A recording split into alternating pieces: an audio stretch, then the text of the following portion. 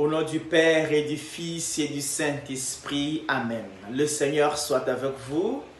Mes frères, mes sœurs, c'est dimanche dans certains pays, c'est la solennité de l'ascension de notre Seigneur Jésus-Christ. L'ascension nous donne un enseignement très capital qui se résume en 3 mots.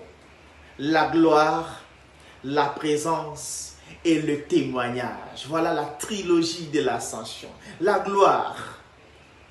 Comme nous pouvons les lire dans la première lecture tirée des livres des Actes des Apôtres, chapitre 1, versets 1 à 11, la montée de Jésus au ciel s'est faite sous la note de la gloire. Cette gloire est manifestée aussi par la présence de la nuée lumineuse.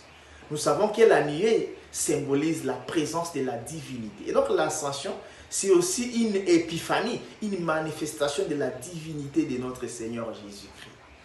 La nuée symbolise la présence de la divinité, de la gloire du Seigneur. Nous pouvons le voir les jours de la transfiguration en Luc 9, 35.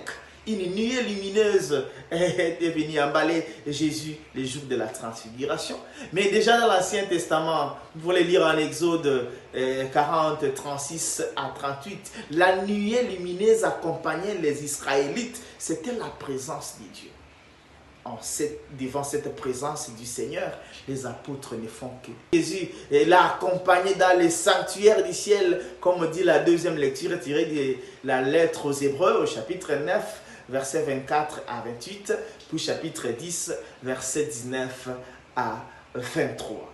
Jésus monte au ciel, mais il ne nous laisse pas orphelins. Ceci vient alors la présence. Jésus rassure qu'il sera avec ses apôtres tous les jours jusqu'à la fin des temps. Matthieu le dit aussi, en Matthieu 28, verset 20. Donc Jésus change le mode de présence. Il n'est plus présent physiquement, qu'on le voit, qu'on le touche, mais il est présent agissant de manière active spirituellement, par l'Esprit Saint, parce qu'il a dit à ses apôtres, vous allez recevoir une force. Et cette force-là, c'est celle qui agit dans l'Église, qui manifeste la présence de Jésus. On lit dans l'Évangile, Luc 24, 46 à 53. C'est cette présence de Jésus dans l'Esprit Saint qui nous donne la force du témoignage. Le troisième mot qui donne l'enseignement de l'ascension, le témoignage. Les anges sont venus dire aux apôtres galiléens, pourquoi rester rêvant les ciels? Il ne nous appartient plus à aller rêver les ciels pour attendre, je ne sais pas la manne, mais les chrétiens rêveurs du ciel, les chrétiens attentistes qui attendent la manne, que la manne tombe du ciel pour eux, sont nombreux dans nos églises.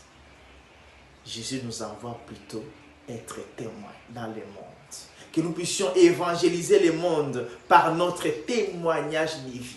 L'ascension, c'est une mission qui nous est donnée. Parce que Jésus fait une sorte de remise et reprise avec ses apôtres. Il part physiquement, mais il reste avec eux pour qu'ils continuent à agir en eux. Il leur donne la mission. Nous avons reçu cette mission d'être des témoins du Christ. Que le Seigneur augmente en nous.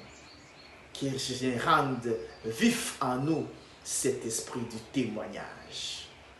Bonne fête de l'Ascension à toutes et à tous. Que Dieu Tout-Puissant vous bénisse. Le Père, le Fils et le Saint-Esprit. Amen.